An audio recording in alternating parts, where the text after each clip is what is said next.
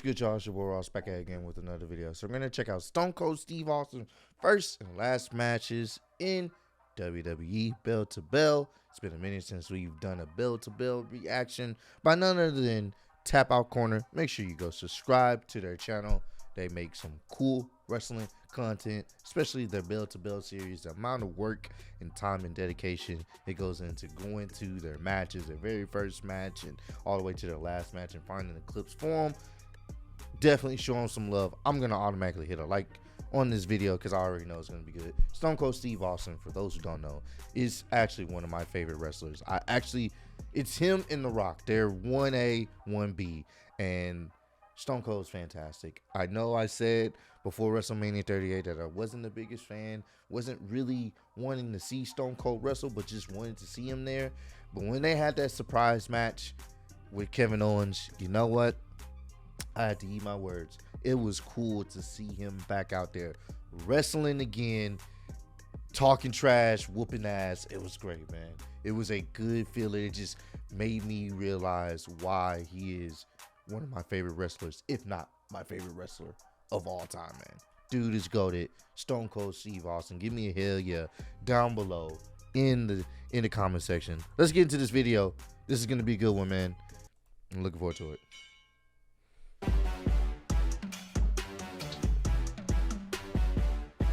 Before he was Stone Cold Steve Austin, the Texas Rattlesnake was Stephen James Williams. When he was 7 or 8 years old, Austin accidentally discovered wrestling while changing channels on his TV. Instantly, the Rattlesnake was hooked and knew what he wanted to do. Stone Cold continued to watch wrestling as he grew older and finally got a chance to step into the ring when he found a school in Dallas, Texas, run by a man named Gentleman Chris Adams. The Rattlesnake struggled when he began training, but he didn't quit. Soon, he began competing in the ring using his real name, Steve Williams. However, there was another wrestler. Seeing Stone Cold with all that hair is it's so funny to see. I ain't gonna lie to you. With the same name, Dr. Death Steve Williams. Stone Cold had to change his name, so he ended up going with Steve Austin, which is what he'd be called for the rest of his career. Soon, Austin got the opportunity to wrestle in WCW, where he called himself Stunning Steve Austin. He had a solid run, winning several championships and forming a tag team called the Hollywood Blondes with Brian Pillman. However, in 1995, Austin would be fired, infamously finding out when he got a letter via FedEx. With his WCW career behind him, Stone Cold would head to ECW. While in the land of extreme, Steve Austin began to develop the rebellious, loudmouth character he would use in WWE. Speaking of WWE, seeing that hair just throws me off like that. Seeing the gold, luscious, flowing hair. That wasn't even Stone Cold's true form. You know how Goku has multiple forms before he gets to his mastered Ultra Instinct form. This was young Steve Austin before he got to his true form. Bald-headed with the knee braces and the jorts. That's his true Ultimate Instinct form. That's where Austin would head to next. In January 1996, Ted DiBiase said he found someone that could wear the $1 Million Championship. That person ended up being Stone Cold Steve Austin, or as he was called at the time, the Ringmaster. After the glowing introduction, Austin would compete in his first WWE match the next week. With the $1 Million Championship around his waist and Ted DiBiase accompanying him, Steve Austin was prepared to take on his debut opponent, a young Matt Hardy. Once they locked up, Stone Cold took down Hardy with ease. The Rattlesnake's first offensive move was the Luthez press and punches, which had become a signature move of Stone Cold's. Austin then hit Hardy with a back body drop, followed by several chops and punches in the corner. Did not know the Rattlesnake's assault continued with a move that kind of resembled Austin's iconic pointed elbow. Matt Hardy tried to mount a comeback, but Steve Austin responded with a gourd buster. I did not know that. Stone Cold went for the pin, but changed his mind and wanted the match to continue. That was a mistake, as Hardy dodged a running knee and started hitting the Rattlesnake with fists. Austin, though, ended his opponent's rampage by throwing him into the ropes and then locking in the $1 Million Dream sleeper hold. Matt Hardy quickly passed out, and Steve, the Ringmaster Austin, was awarded the victory. Technically, the match was just a squash, but it seemed to have a bit more to it, which was appreciated. The craziest craziest part, though, is that Matt Hardy was Steve Austin's debut opponent That's in WWE. insane. While Austin debuted as the Ringmaster, that name didn't last long. In real life, Steve Austin didn't like his character and decided to shave off his hair and grow a goatee. He also developed a new persona based on a serial killer named Richard Kuklinski, whose nickname was the Iceman. Along with these changes, Austin would also change his ring name to Stone Cold Steve Austin, only about 2 months after his first WWE match. The Ringmaster name would still be referenced, but it soon faded away.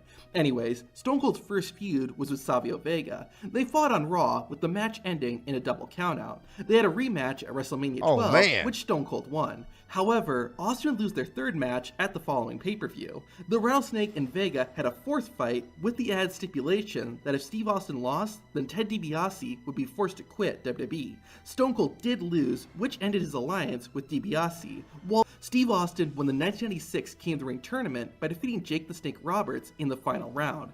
Roberts was playing a born-again Christian character at the time, so Austin ad-libbed this famous line. Oh, man.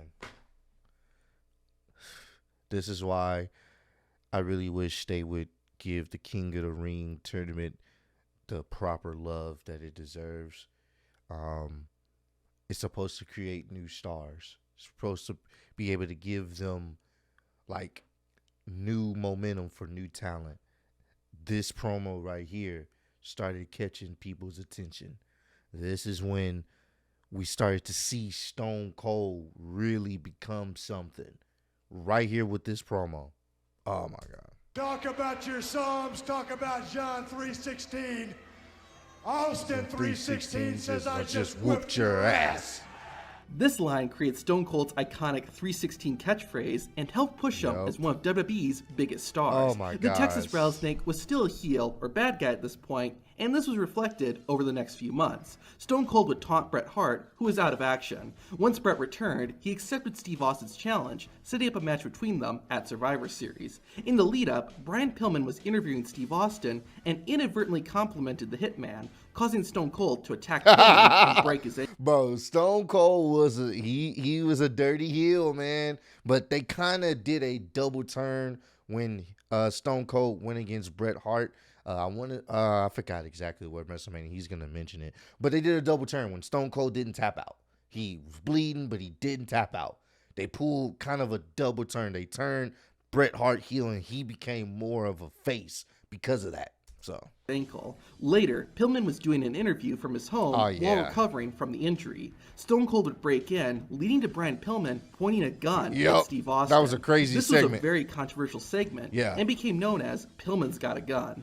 While there was some backlash because of it, the segment didn't hurt Stone Cold's career. If anything, it did the opposite. At the 1996 Survivor Series, Stone Cold finally got his match against Bret Hart. The winner of the match also got a WWE Championship match, so the stakes were extremely high. Despite all the trash talking Austin had done, he could not pin the Hitman, and Bret Hart was the one who had his hand raised. The Rattlesnake lost the battle, but his rivalry with Hart was far from over. At the 1997 Royal Rumble, both Steve Austin and Bret Hart entered the 30-man match.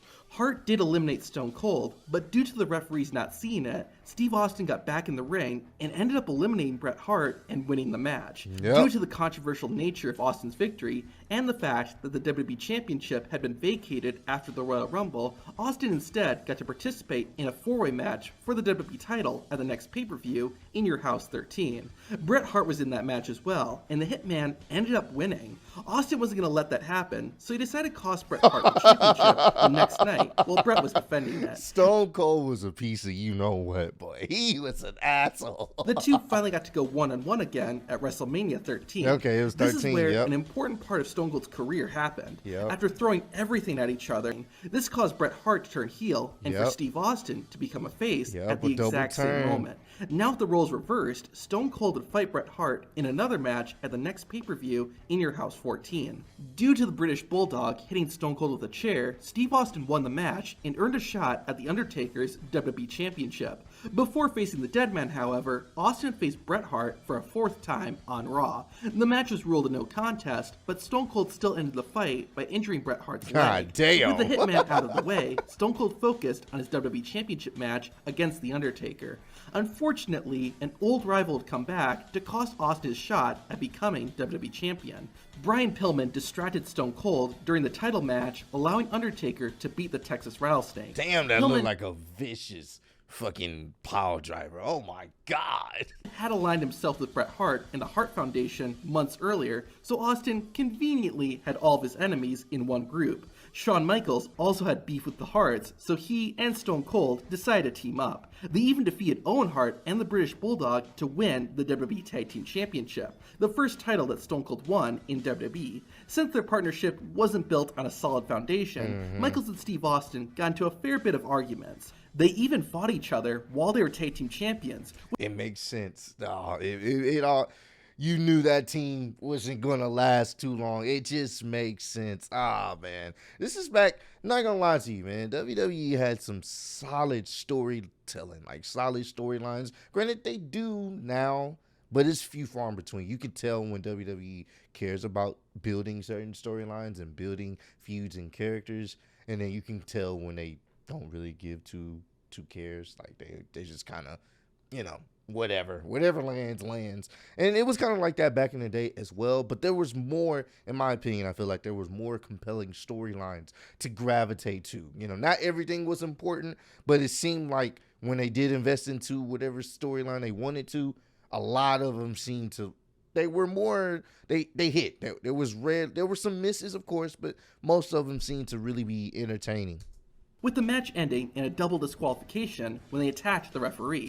HBK would need time off due to an injury, forcing Austin to relinquish the tag team title. However, he was put in a match against Owen Hart and the British Bulldog to crown new champions. Austin was given the opportunity to choose a new tag team partner, but he elected to fight Hart and Bulldog on his own.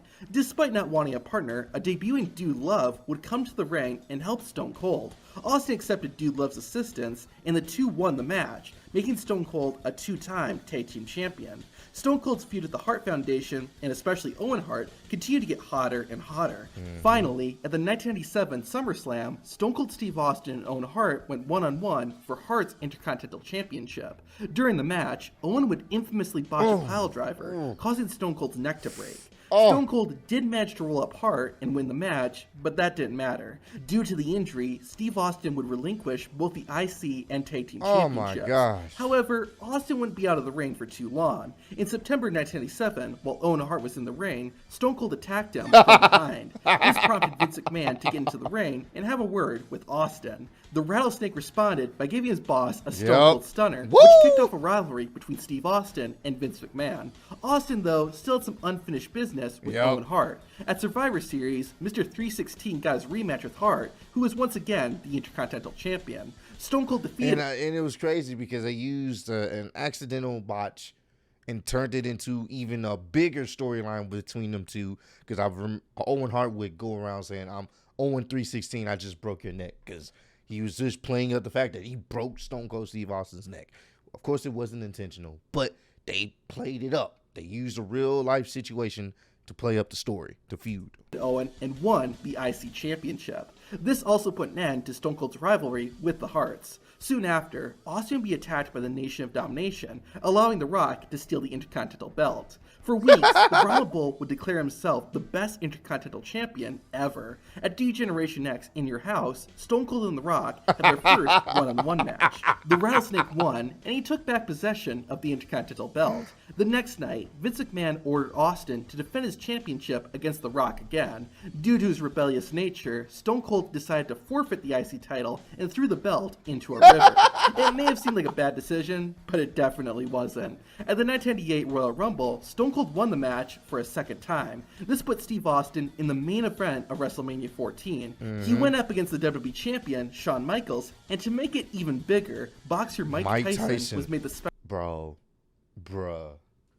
Mike Tyson was the special guest, like referee / enforcer. Like, bruh.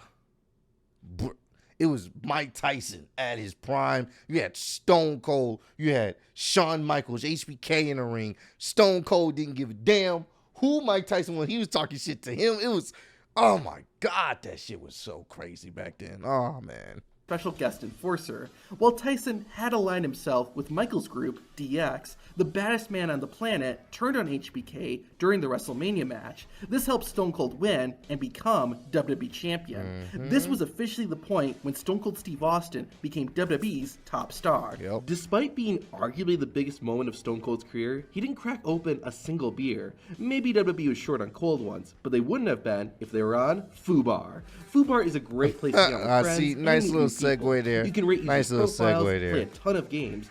First tried to change Steve Austin into a corporate champion, but the rattlesnake had none of it. Since that didn't work, McMahon made it his mission to not only take the WWE Championship away from Steve Austin, but also make Austin's life as miserable as possible. Vince would do things like make himself the special guest referee during Austin's championship matches, or having his stooges interfere, but that didn't work. However, at the 1998 King of the Ring, this Vince Stone Cold feud, it just made it catapulted them to beat WCW.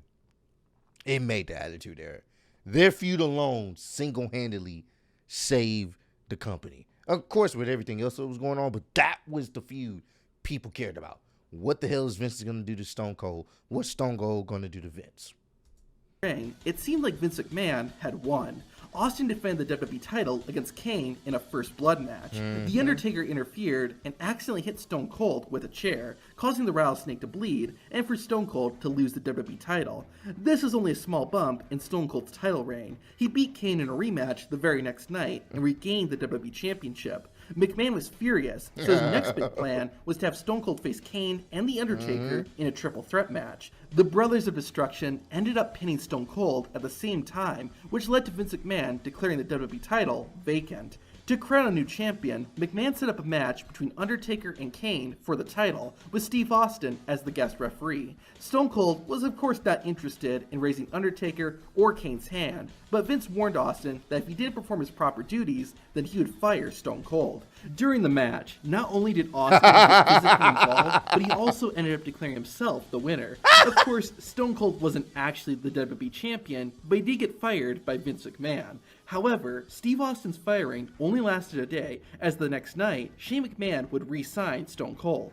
The Texas Rattlesnake also got revenge on Vince by dragging him into the ring and pointing a gun to his head, which turned out to be a toy. With that out of the way, Austin still wanted to regain the WWE Championship. A tournament was held at the 1998 Survivor Series to crown a new champion. Steve Austin entered, but lost in the semifinal round when Shane McMahon betrayed him. This brings me back to memories. Bring me back memory lane, man. This is, I can't even stop smiling because it's Stone Cold, bro. It's one of my favorite wrestlers of all time. Despite losing the tournament, Stone Cold would receive a WWE Championship match the next night against the man who won the tournament, The Rock.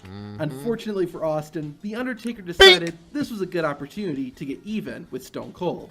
Austin and Taker would fight in a Buried Alive match, which the Rattlesnake won thanks to interference from Kane. The victory also meant that Stone Cold qualified for the 1999 Royal Rumble. Unfortunately, Austin got entry number 1. Strangely enough, Vince McMahon was the second entry. This led to a crazy Rumble match, but in the closing moments, it came down to just Vince and Austin in the ring.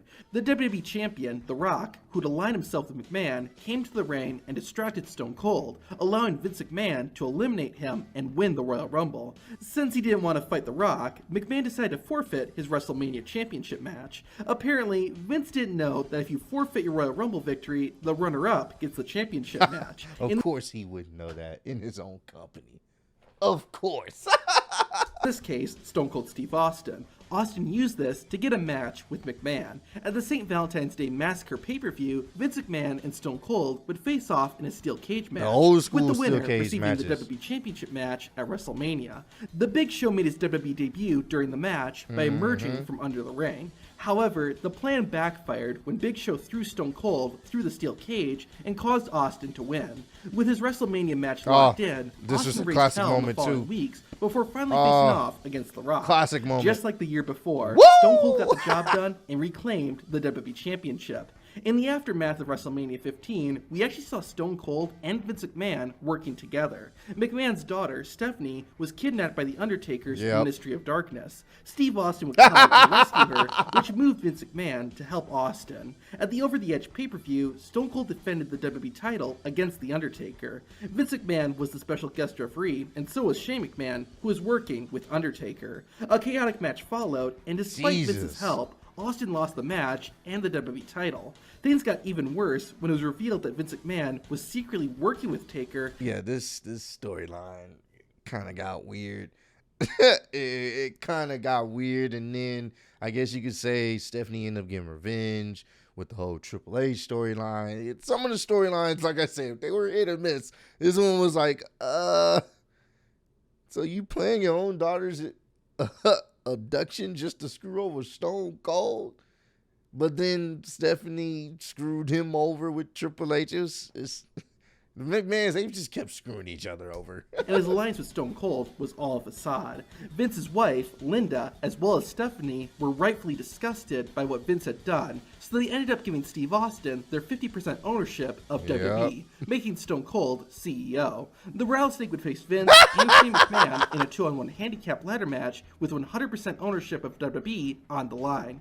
Due to the briefcase mysteriously moving out of Austin's reach, the McMahons won and took back control. However, before the match, Stone Cold had scheduled a WWE Championship match between himself and The Undertaker. Steve Austin won the match, making him a 4-time WWE. Of course, the championship. Whoop!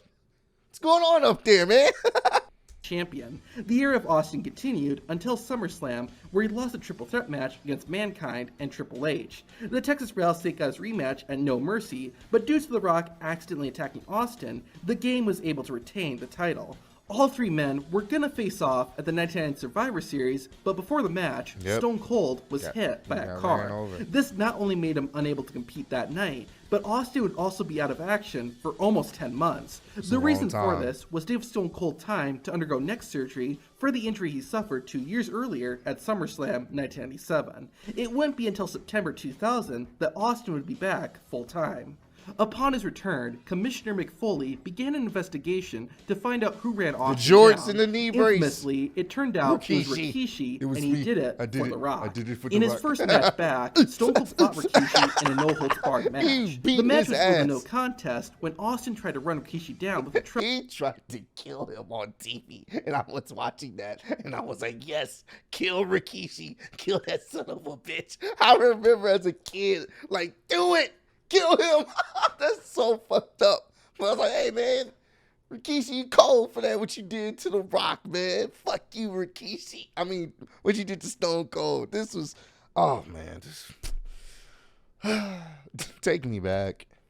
But Stone Cold had gotten his revenge. Later, Steve Austin fought Rikishi and Kurt Angle in a handicap match on Raw. Triple H came down to help Austin, but ended up attacking the Texas Rattlesnake. It was him. As it turned out, the game was behind the car attack and had hired Rikishi to take out Austin. Of course, the two had a match, which fittingly was at the 2000 Survivor Series. What was also fitting was that Austin lifted Triple H with a forklift he was tried to kill him then, too. With that over, Stone Cold turned his attention to the 2001 Royal Rumble. The Rattlesnake won the entire thing, giving him a shot at the WWE Championship.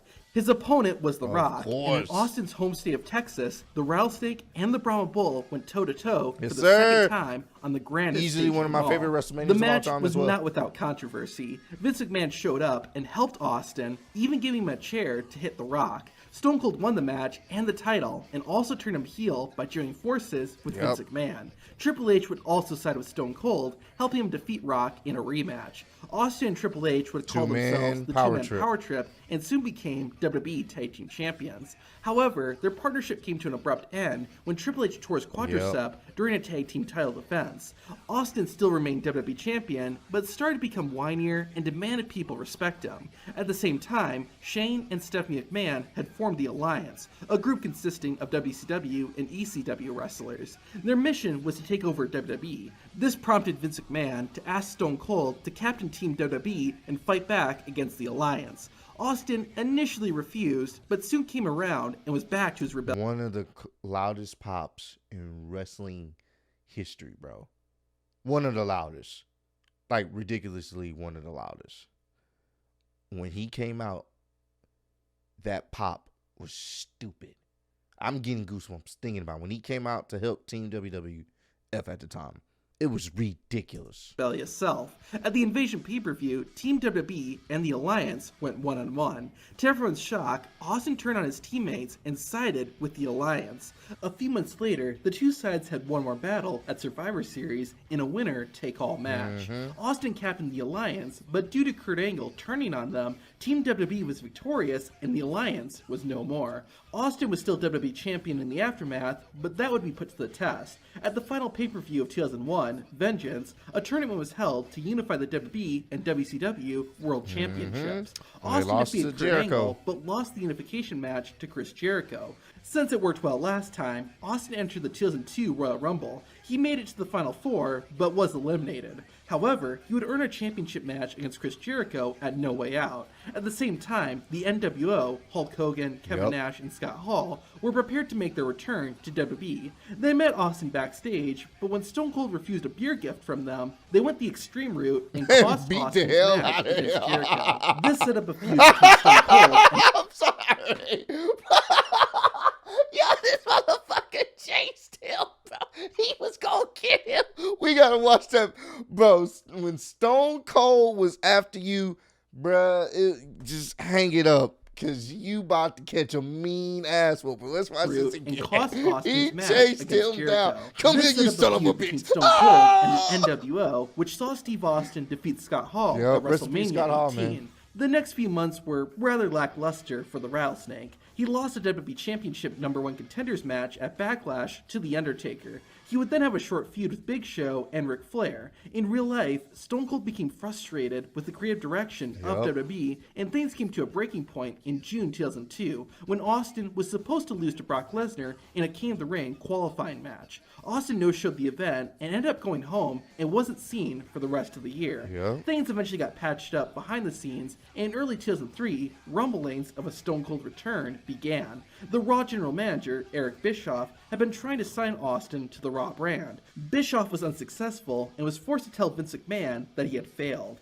Jim Ross, however, was able to convince Steve Austin to come back, and this caused McMahon to put Eric Bischoff in a match with Stone Cold. Steve Austin officially made his return at the 2003 No Way Out pay-per-view, and of course defeated Bischoff. After that, The Rock, JR was on commentary. Stone Cold! Stone Cold! Stone Cold! Fantastic moment. who had recently returned as well, was upset that Austin had been voted Superstar of the Decade. The Great One also mentioned that he had never defeated the Rattlesnake at WrestleMania. This set up a challenge that Stone Cold accepted. At WrestleMania 19, Stone Cold and The Rock locked up for the third time on the grandest stage of them all. The two had a legendary match, but this time, The Rock was the winner.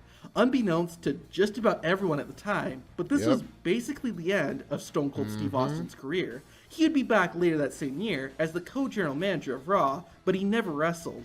As the years went on, Austin would still be part of WWE, but it became less and less likely that fans would ever see him in a match again. Then, something interesting happened almost 20 years after Stone Cold's last match. In March 2022, Kevin Owens invited Steve Austin to be a guest on the KO show at WrestleMania 38. Austin did accept, but that didn't stop Owens from insulting Stone Cold's home of Texas. Finally, on WrestleMania 38 Saturday, Owens and Steve Austin met in the ring. KO revealed that the real reason he invited the Texas Rattlesnake was to challenge him to a no-holds-barred match. Austin thought about it and decided to ask the crowd. After hearing a definite answer, Stone Cold decided it was time for one more match. Last match. The fight began with both men throwing fists. Oh, this is so fun, getting bro. The advantage. And I will be the first to say I gotta eat my words. I said this match wasn't gonna be well,